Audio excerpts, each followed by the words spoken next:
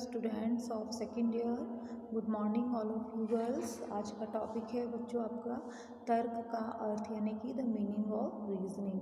देखिए, रीजनिंग या तर्क की अगर बात करें तो यह एक मानसिक प्रक्रिया होती है। जब मनुष्य के सामने कोई कठिन समस्या उपस्थित होती है तो वह उस समस्या का समाधान करने के लिए चिंतन करना प्रारंभ कर देता है, यानी कि सोचना।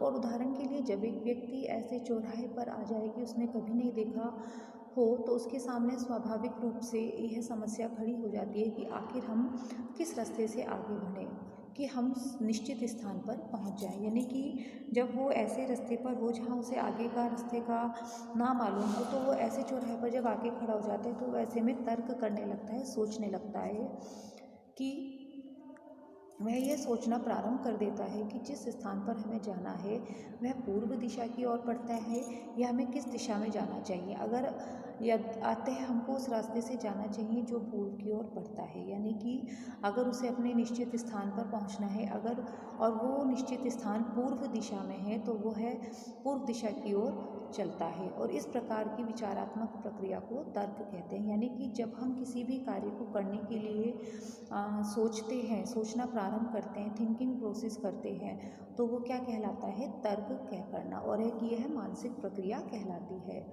तर्क में पूर्व अनुभवों के आधार पर नवीन कल्पना की सृष्टि की जाती है। देखिए, सोचने की जो प्रक्रिया एक मानसिक प्रक्रिया है, तो जब तर्क की बात होती है तो उसमें कहीं ना कहीं पूर्व अनुभव के आधार पर भी नवीन कल्पनाओं की सृष्टि की जाती है। जैसे कि अगर आप कोई भी क्वेश्चन पेपर सॉल्व कर रहे हैं या ओरली आप वाइवा दे रहे हैं तो उसमें भी आप कोशिश करते हैं कि आपके पुराने एक्सपीरियंस हैं कि आपने रिटन एग्ज़ाम के या आपके वाइवा के, तो उसमें भी आप लगाते हैं पूर्व अनुभव जो आपको एक्सपीरियंस उससे गेन हुए, उसके आधार पर आप अपने रीजनिंग करते हैं, उसके आधार पर आप अपने क्वेश्चंस का आंसर देते हैं।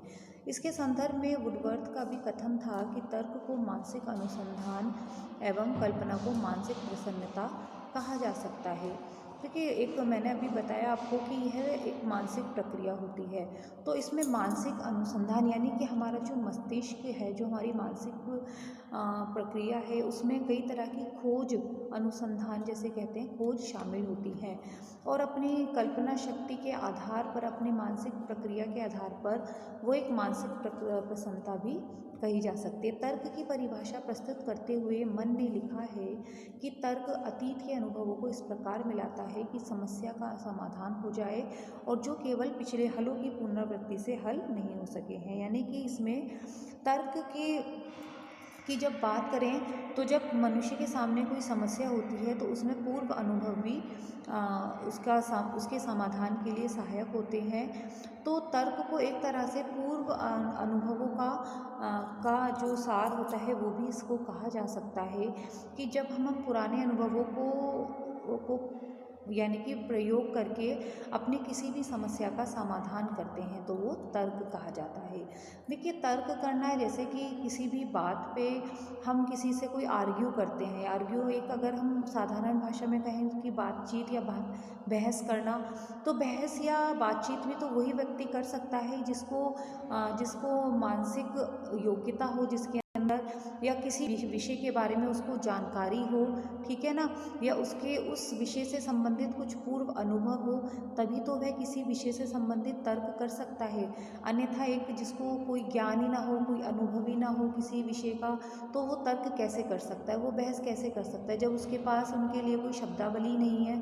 ठीक है बच्चों, तो एक तरह से तर्क को अतीत के अनुभव भी कहा जा सकता है। तर्क के स्तर की अगर बात करें तो तर्क प्रक्रिया के निम्नलिखित 4 चरण होते हैं। सबसे पहले सामग्री का संग्रह करना। तर्क प्रक्रिया का सबसे प्रथम स्तर सामग्री को स्टोर करना, संग्रह करना। इस स्तर के अनुसार सबसे पहले व्यक्ति को समस्या का समाधान करने के लिए स्मृति एवं परीक्षण के द्वारा समस्या से संबंधित कुछ आवश्यक तत्वों का संग्रह करना पड़ता है। देखिए, स्मृति और परीक्षण के द्वारा समस्या से संबंधित, अब मान लीजिए यहाँ सामग्री बच्चों ऐसा नहीं, सामग्री का मतलब कि बहुत सारी वस्तुएं हो गई, ठीक है, नॉन लिविंग थिंग्स हो गई, कि जैसे हमने बाल्यावस्था में अभी पढ़ाया था कि बच्चों को बहुत सारी चीज़ें इकट्ठी करने का शौक होता है, टुकड़े हैं, पत्थर के टुकड़े हैं, चार्ट पेपर्स हैं, प्ले कार्ड्स हैं, ऐसा नहीं है, वो वाली सामग्री नहीं है। सामग्री को संग्रह करने का अर्थ होता है डाटा, ठीक है, कोई ऐसे आंकड़े कि जब वो अपनी समस्या का समाधान करने के लिए अपने परीक्षण के द्वारा, अपनी स्मृति के द्वारा कुछ समस्या से संबंधित वो आंकड़ों को इकट्ठा करता है, डाटा इकट्ठा करता है, ठीक है। तो यह भी एक तर्क है। जब उसके पास बहुत सारे तर्क होंगे, देखिए एक एग्जाम्पल देती हूँ मैं बच्चों आपको। मान लीजिए किसी व्यक्ति को कोर्ट में कोई केस चल रहा है, तो उसके लिए वो वकील करता है अपना, एडवोकेट, ठीक है। तो वकील क्या करता है, वकील भी तो उस जो केस से रिलेटेड बहुत सारे आंकड़े अपने पास इकट्ठे करता है, तभी वो जो है अदालत में खड़ा होकर, कोर्ट में खड़ा होकर आर्ग्यू कर सकता है, तर्क कर सकता है कि किस आधार पर जो उसका क्या बोलते हैं क्लाइंट है, वो सच साबित कर सके, ठीक है। तो ये होता है कि जैसे कि एक वकील जो है अपने क्लाइंट को सच्चा साबित करने के लिए, उसको बेगुनाह साबित करने के लिए उसके केस से रिलेटेड बहुत सारे आंकड़े इकट्ठे करता है। तो तर्क भी ऐसे ही है कि किसी भी व्यक्ति को अपनी समस्या के समाधान के लिए, उसके ऊपर आर्ग्यू करने के लिए, उसके लिए उस पर बातचीत करने के लिए, उसके लिए बहुत सारे तथ्यों को इकट्ठा करना पड़ता है। सामग्री का पारस्परिक संयोग करना, देखिए इस स्तर में स्मृति एवं निरीक्षण प्राप्त तथ्यों को परस्पर संयुक्त किया जाता है। तत्पश्चात इस बात का निरीक्षण किया जाता है कि किन तथ्यों में पारस्परिक संबंध क्या है। इस स्तर पर हम महत्वपूर्ण प्रश्नों को चुन लेते हैं। देखिए बात करें कि सामग्री का परस्पर संयोग करना, कि जो भी डाटा है, जो भी उन्होंने डाटा या आंकड़े इकट्ठे किए हैं, वो आपस में पारस्परिक संबंधित हो, जो भी समस्या है उससे रिलेटेड, ठीक है। जैसे कि अभी मैंने आपको एग्जांपल दिया, तो जो वो वकील जो डाटा इकट्ठे करेगा उस केस से रिलेटेड, वो सब एक दूसरे से को रिलेटेड होने चाहिए, अलग अलग होने नहीं चाहिए, नहीं तो वो केस हार भी सकता है, ठीक है। संयुक्त सामग्री की गर्भित बातों को देखना, अब जो उन्होंने डाटा इकट्ठे किए हैं, उस सामग्री जो डाटा है उसकी गर्भित बातों को समझते हुए नियम निर्धारित करने पड़ते हैं। जिसकी बुद्धि जितनी अच्छी होगी वह उतना ही उपयुक्त नियम निर्धारित करने में समर्थ हो सकता है। अब वही वाली बात आ गई कि जो व्यक्ति जितना बुद्धिमान होगा, जो वकील जितना इंटेलिजेंट होगा, वो उस केस को अपने तरीके से, अपने तर्क की क्षमता के आधार पर उसको जीत लेता है, ठीक है। चाहे डाटा दूसरे जो उसके अपोजिट उसमें खड़े हुए होते हैं, उनके पास भी बहुत अच्छा डाटा है, लेकिन जो व्यक्ति तेज बुद्धिमान होगा, कुशाग्र बुद्धि का होगा, तर्क करने की क्षमता ज़्यादा होगी, तो वही केस को जीत लेता है। प्राप्त निष्कर्ष की परीक्षा करना, अब जो तर्क प्रक्रिया के अंतिम स्तर पर जो प्राप्त निष्कर्ष हुए, निष्कर्ष जो हमें क्या था, हमारा उद्देश्य क्या था कि समस्या को हल करना। अब जब उससे प्राप्त निष्कर्ष का परीक्षण करना है, यानी कि इवैल्यूएशन करना है, मूल्यांकन करना है कि इस स्तर पर जो हम निर्धारित कर चुके हैं उसका नवीन निरीक्षण करते हैं कि नियम सत्य हैं अथवा नहीं। देखिए एक बच्चों इसका एग्जाम्पल ये भी है कि जब हम किसी भी कॉम्पिटिटिव एग्ज़ाम्स में बैठते हैं, तो हम उसके लिए कंपटीशन की तैयारी के लिए बहुत सारे डाटा इकट्ठे करते हैं, यानी कि बुक्स इकट्ठी करते हैं, एग्जामिनेशन बुक्स इकट्ठी करते हैं, सारे मॉडल पेपर हम जो पिछले 10 ईयर्स बैक पेपर हैं वो हम सब कलेक्ट करते हैं।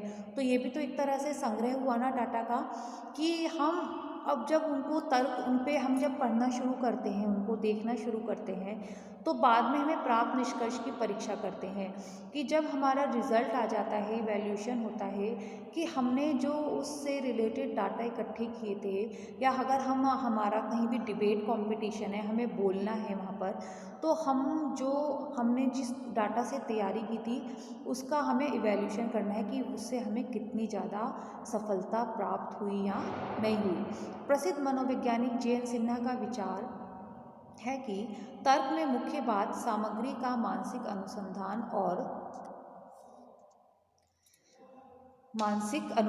और नवीन संबंध की प्राप्ति है। देखिए मानसिक अनुसंधान और नवीन संबंध यानी कि कुछ हमें नया प्राप्त होना, और मुख्यतः अनुमान की प्राप्ति करने वाली अनुसंधानात्मक प्रक्रिया का अनुशीलन करता है। तर्कशास्त्र मुख्यतः अकेले अनुमान का अनुशीलन करता है, यानी कि हमें उससे कितनी ज़्यादा अचीवमेंट मिला, हमें कितनी ज़्यादा उससे सफलता मिली, जो हमारा उद्देश्य था वो पूरा हुआ या नहीं हुआ। तो तर्क प्रक्रिया एक ऐसी प्रक्रिया है कि जब वो एक चिंतन मनन करना, ठीक है, एक तरह से चिंतन मनन करना, उसके लिए प्रयास करना, उसके लिए जो है कई तरह की नवीन सामग्रियों का जो है संग्रह करना और फिर उस पर कार्य करना।